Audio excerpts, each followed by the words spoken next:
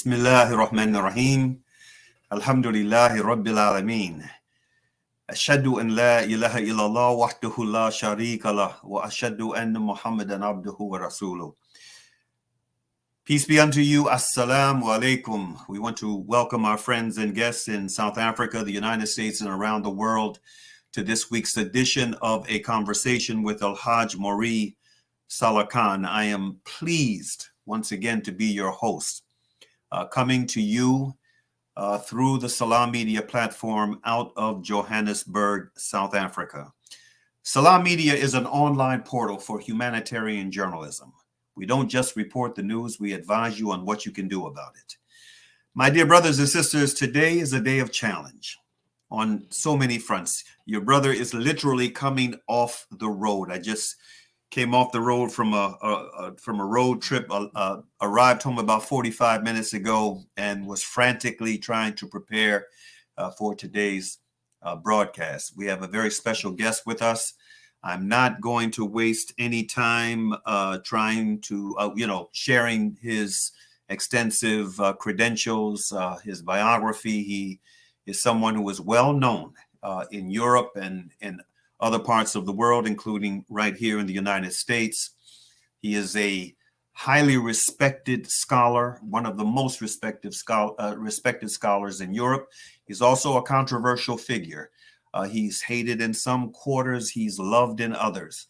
We are very pleased to have with us today my dear brother, Dr. Tariq Ramadan. Without any further ado, let us bring him on. Assalamu alaikum, my brother. Walaikum assalam wa Ramadan Mubarak to you. Alhamdulillah. How are you doing? Ramadan I'm Mubarak. doing all right. Alhamdulillah. All things considered, I'm doing all right. Holding up. You know, brother, I've been really looking forward to having this conversation with you for a number of reasons. I mean, number one, it's been a while since you and I have been able to converse, and we have so much to talk about. The most important topic of discussion that we're going to begin with is, Ramadan on Ramadan.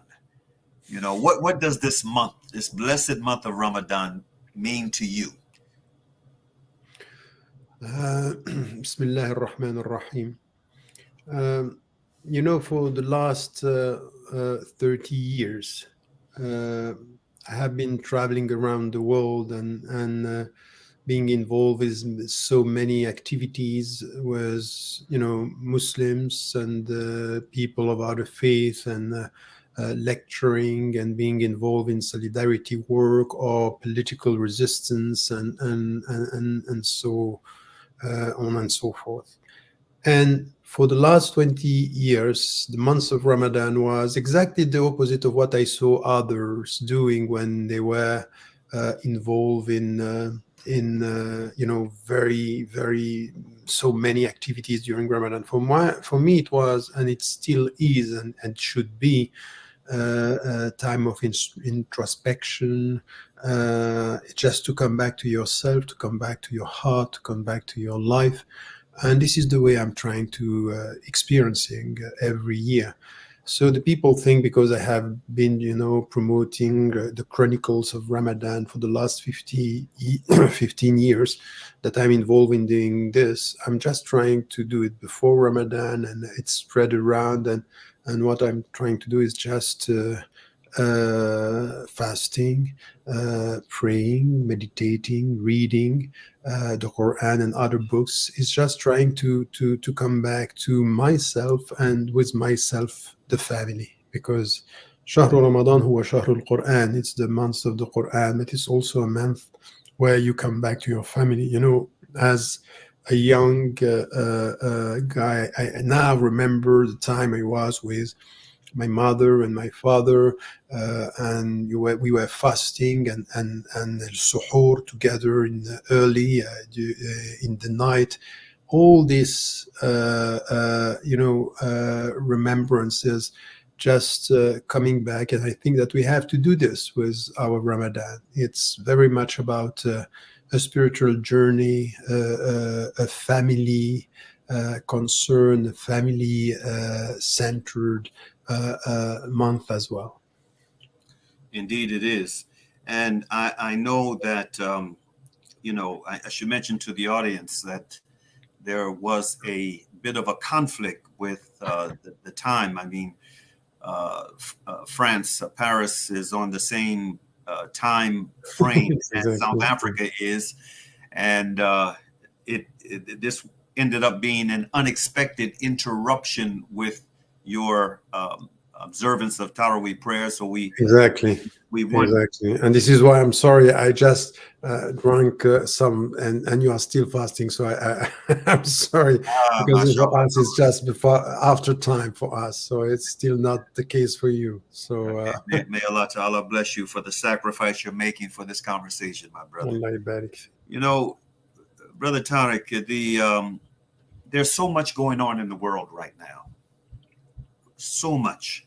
And, this Ramadan, as I see it, all of the rituals that we engage in are for the purpose of helping to fortify our consciousness and our spirit, to enable us, from my humble perspective as Muslims, to strive a little better, to be the exemplars for the rest of humanity, as the Prophet sallallahu alaihi wasallam is an exemplar for us and for the whole of humanity, to put us in a better position to be, good example setters, and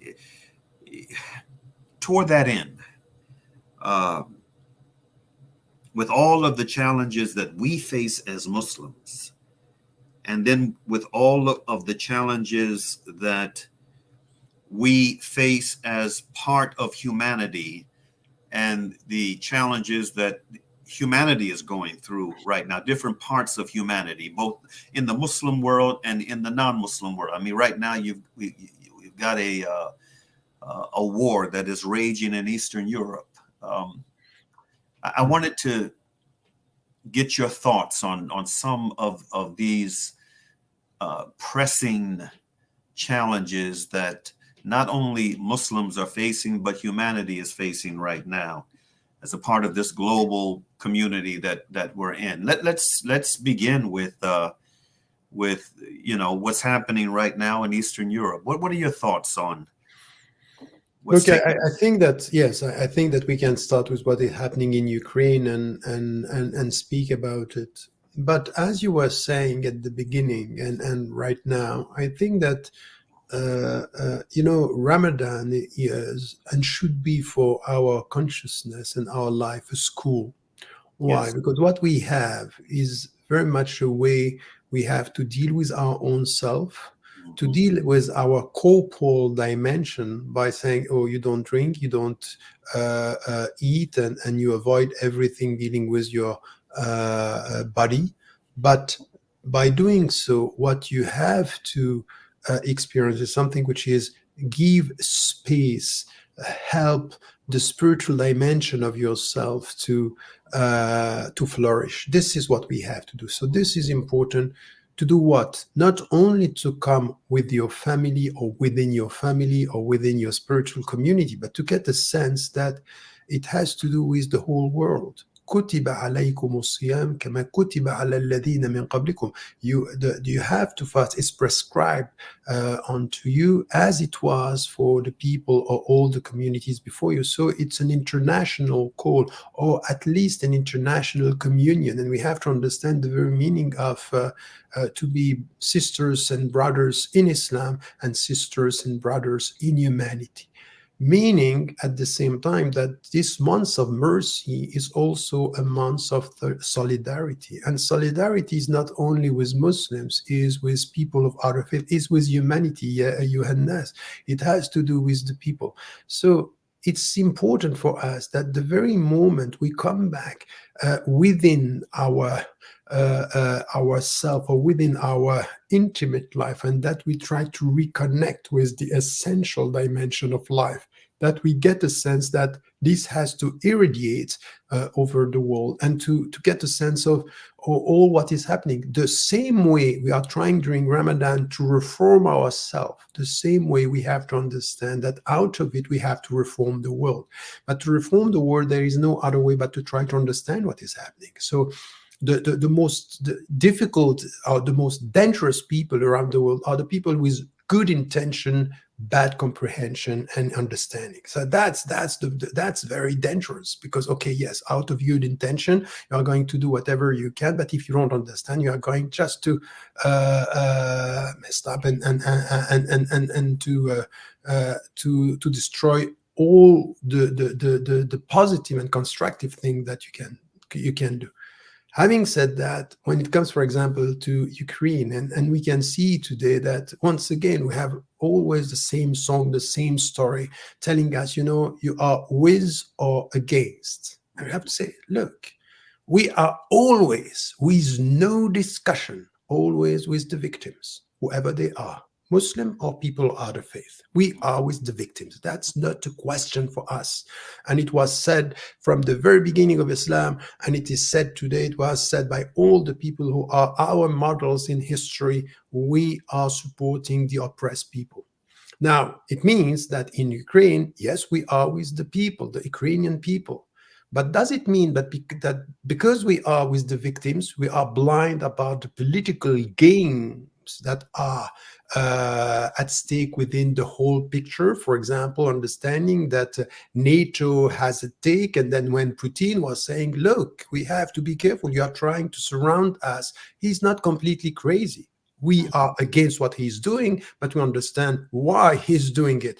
Without justifying it, understanding means get a sense of what is happening over there. Because to describe him as a crazy, a madman, having no humanity, and forgetting that what is done today against the Ukrainian was done yesterday towards the Iraqi people, the innocent people in Iraq, the innocent people in Yemen. So we have to get a sense, okay, let us not be completely colonized by the media propaganda, and get a sense and say, okay, look, as a human being and as a Muslim, I'm going to support the Ukrainian people.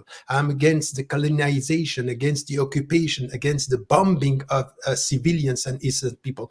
I will be against there and everywhere. Meaning, I'm not going to keep quiet on the people who are selling weapons to Saudi Arabia and the Emirates to bomb and to kill innocent people in Yemen. We're not going to stay silent and to remain silent when it comes in Palestine with what is happening these days in Palestine. We are not going to be silent when it happened in Iraq, when it's happening in Syria. So there is a sense of consistency. Where do we come from this? Why are we saying this? Because this is also the very essence of Islam, telling us if you fast with humanity, you have to protect the dignity of every single individual, Muslim or not, black or white, African or European, Asian or American. That's the way it is. And this is where we should be the example. We should come. This is the time for the Muslims to stop being scared about, confronting power and not saying the truth, and being able to say, you know what? If now we are so many Muslims, Western Muslims, is it not the time for us to show that we are not biased in the way we are dealing with politics, that we are consistent and we are going to be with the victims, whoever they are, not being silent in the United States of America, not being silent in South Africa, not being silent in Europe, not being silent in the Middle East? This is the way it should be. This is what I understand. This is what I understand are the teachings of Islam for every single human being. Absolutely. I'm reminded of that ayah in the Quran that reads in the translation of the meaning, stand firmly for justice as witnesses to Allah, even if it be against yourselves. And exactly. That hadith of the Prophet wherein the Rasulullah sallallahu alaihi wasallam is reported to have said, I have forbidden Actually, this is a hadith Qudsi coming through the Prophet. I have forbidden oppression for myself and made it forbidden amongst you. So do not oppress one another. You know, staying within Europe for the moment, I understand that there are some very significant elections taking place right now in France. Given all of the turmoil that France has been going through over the past few years, and especially what Muslims have been going through, and who I understand, and correct me if I'm wrong, the two front runners, according to the reports, happen to be. I mean, you know, we've had in the past that analogy of the wolf and the fox. From my perspective, it appears that there are two wolves in the lead. One wolf just happens to be bigger than the other wolf. The French elections. What is Yeah, your yes. on that? I think it just now, the result just came out 1 hour ago. And, you know, the political game in France. And let me tell you something. Mhm. Because you are living in the United States of America. And for years, when I was coming from Europe, I made two mistakes in my assessment of the situation. This was almost 15 years ago. The first was to think that in Europe, France is going to be influenced by politics and by the other European countries. And it's exactly the opposite. Is that France is very much influencing all what is happening around Europe. Why? Because this is the Muslim community, which is the most important one in percentage in Europe, but it's also in the West, much more in percentage than in the United States of America. That's a very critical thing, that in fact, they are paving the way to know how to deal with Muslims today in the West. This is the first mistake. Because I realized afterward that was when I was dealing with other European countries, very much they were very much influenced by the French way of dealing with it. Not, you know, with the veil and not with the headscarf, not with this. It's very deep. It's the very deep understanding who is a good Muslim. How do we deal with what they call political Islam or Islamism or radicals? What it means when you are, you know, a practicing Muslim, a serious practicing Muslim women and men, the way they look at it. And you can see that the influence is everywhere. This is the first mistake. The second one was to think that this is not going to happen in the United States of America. That in the United States, because it's an immigrant country, they are going to be protected by this whole ideology. And then came Bush, and then came Trump, and they understand, wow, there is here something very serious, that all this propaganda about the Muslims not being very much integrated, being alien, that there is this Muslim ban with Muslims, immigrants coming, and they are not playing with the country. They are, you know, the fifth column within. And you can see that in the rhetoric coming, don't forget that Trump failed, but the ideology is succeeding in many places in the United States of America at the same time. So we have to be very, very aware that what is happening in France, in the West, is critical for all of the Western Muslims. They need to get this. And what happened in this country is now there was a game between two political forces, and then Macron, who was coming and presented himself at the beginning as open, with a very open-minded understanding of the secular system, or laïcité, as they call it in France. In fact, ended up during the last, year being very much against everything. Is separatists. You know who are the separatists in France? They are the practicing Muslim. At the end of the day, they closed more than 800 Muslim mosques or organizations, 800 in the name of security, in the name, all these people are supporting, you can say this, you can see, supporting radical Islam, supporting political Islam, or criticizing Israel. These are the reasons that you have. So if you get this, and then you can just see the parallels that you can see with many, propaganda and institution putting some pressure on Muslim activists, presenting them as soon as you are an activist, you are a radical. because in fact the best way for being a Muslim in the West, and even in the United States of America, is to be an invisible Muslim. An invisible Muslim. Just don't speak, don't say, just live your life as invisible as possible. And this is what happened with Macron. And then he was playing with all the other parties in order to promote the far right. And the far right, I said it in 2012 when Hollande was elected. I said, you know what? He was elected, he won, but in fact, he's not the winner. The winner is the far right ideology, because between him and Sarkozy at that time, the only thing that they were sharing, very bad understanding of, very bad politics towards the immigrants, and very bad understanding of Islam, and targeting Muslims within the country. This was there.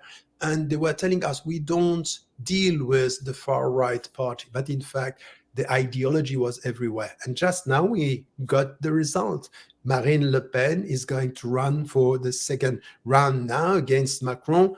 And her understanding is to put a fine to all the Muslim women wearing the headscarf. Islam is a problem, and they are very much supported by the same propaganda, making Islam a non-European religion by definition.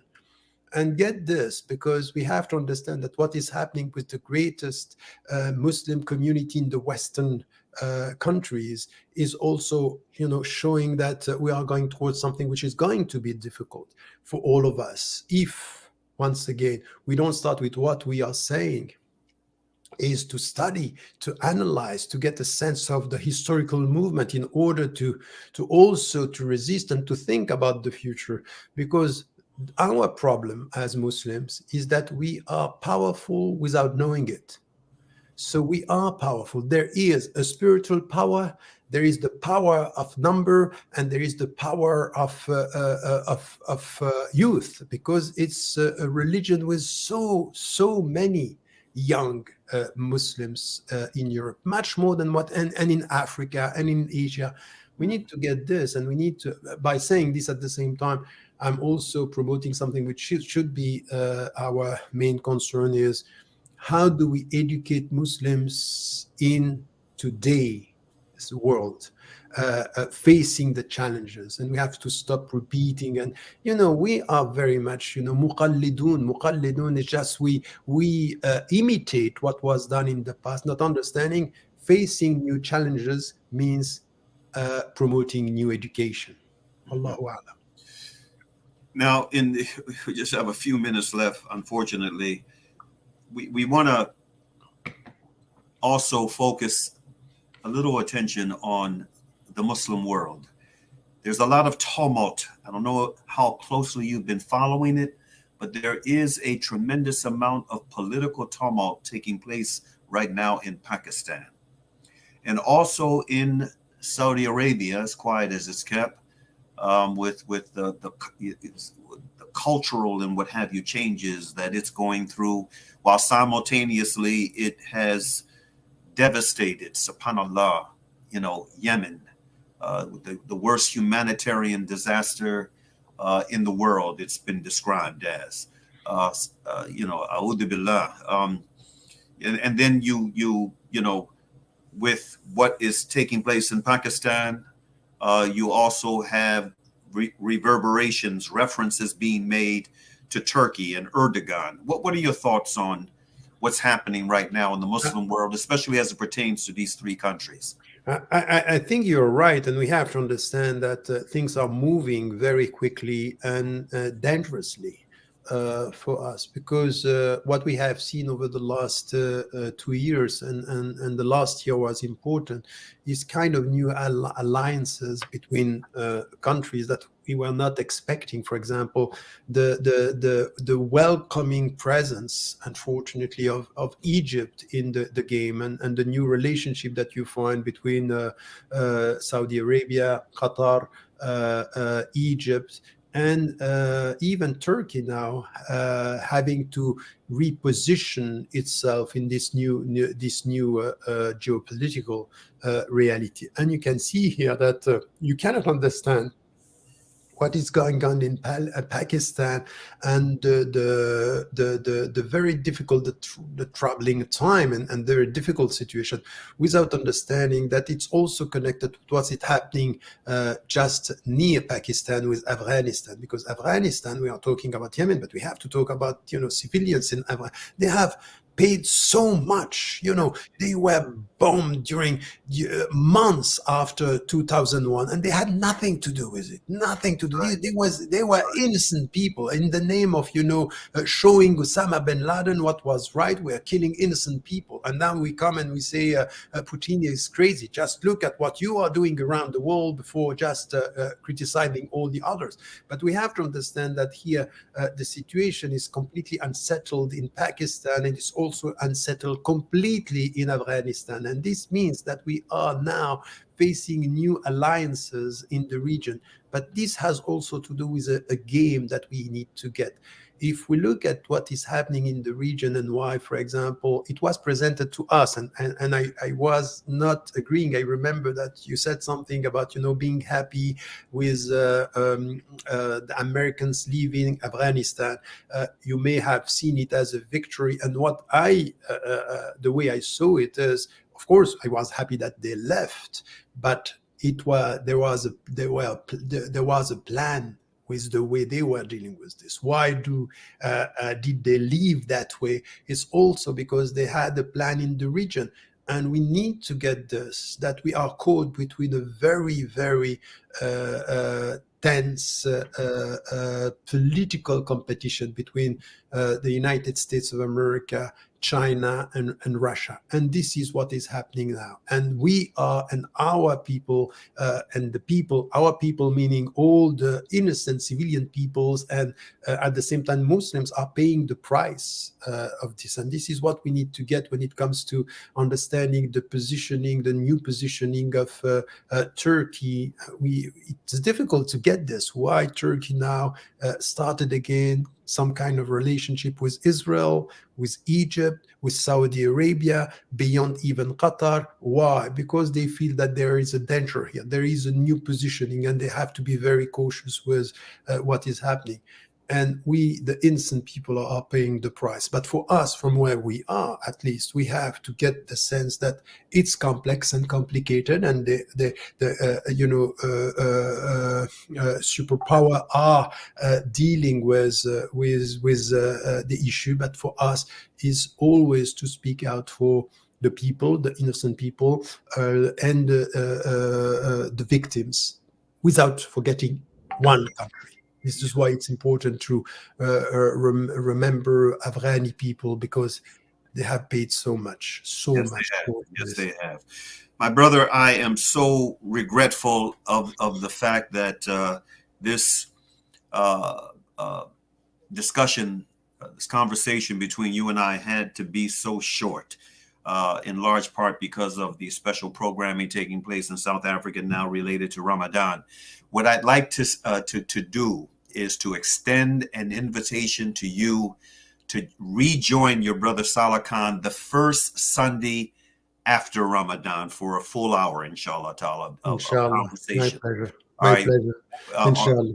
But what we're going to do now is I want to give you 1 minute to just close with whatever thought you want to share with the viewing and listening audience in 1 minute, inshallah ta'ala, and we're going to have you back the first Sunday after Ramadan. Inshallah. Let me say one thing while we are fasting, and this is the months, the sacred months of fasting. I would like to share with my sisters and brothers in Islam that what is important for us, it's to come back to what we said at the beginning. It's try to come back to ourselves and the very teachings of change yourself, and start with yourself, and start small, but start with dedication and seriousness to try to reform yourself.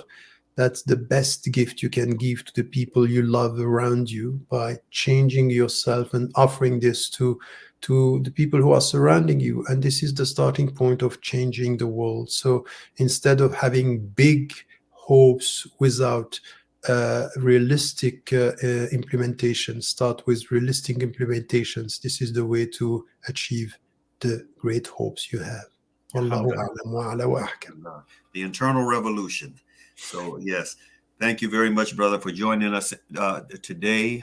And inshallah ta'ala, we have a date, the first Sunday following the month of Ramadan. Inshallah ta'ala, we'll have a full hour to discuss many of these issues that we touched upon today in further detail. And but you know, we want to just say to you and your family, may Allah ta'ala bless you with the remaining part of this blessed month. We're just now we just ended the first week of the blessed month. We still have 4 weeks to go, and 3 weeks to go. Oh, excuse, subhanallah. That's right, 3 weeks to go. Your brother, your If you brother, want to make your brother is revealing the toll that it is already taken on him. But alhamdulillah, we have 3 weeks to go. And inshallah ta'ala, may Allah ta'ala bless you and your family and the community that you are part of, and indeed all Muslims around the world, with a very successful Ramadan. May Allah ta'ala bless us all to come out of this month stronger, mentally, you know, spiritually and physically, you know, than we were when we began this month. And with that, we end as we normally do with Asr, Bismillahir Rahmanir Rahim. Wal asr innal insana lafi kusr illa ladina amanu wa amalu salihati wa tawassaw bil haqq wa tawassaw bis sabr.